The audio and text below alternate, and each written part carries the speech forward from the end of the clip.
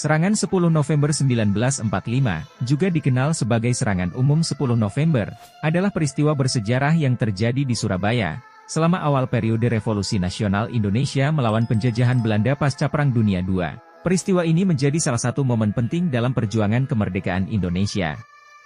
Pada tanggal 10 November 1945, pasukan militer dan rakyat Indonesia di bawah pimpinan Letnan Jenderal Sudirman yang berada di bawah kendali Komite Nasional Indonesia, KNIP, menghadapi pasukan militer Belanda yang berusaha merebut kembali kendali atas Indonesia.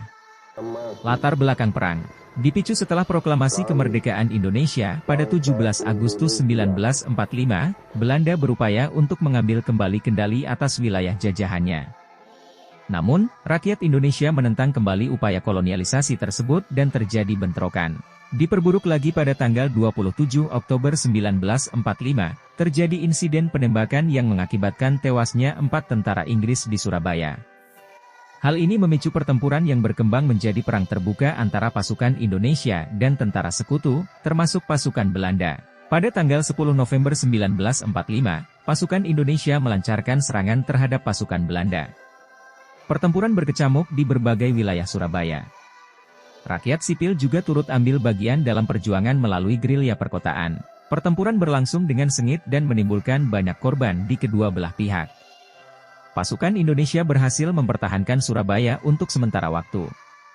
Melihat situasi semakin memanas, sekutu yang saat itu dipimpin oleh Inggris, ikut campur tangan dengan melancarkan operasi militer. Pasukan Inggris, India, dan Belanda melancarkan serangan bersama untuk merebut kembali Surabaya.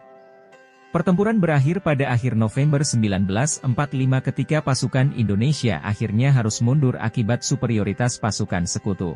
Pasukan Inggris, India, dan Belanda berhasil merebut kembali Surabaya. Serangan 10 November 1945 menjadi simbol semangat perlawanan dan nasionalisme rakyat Indonesia dalam melawan penjajahan.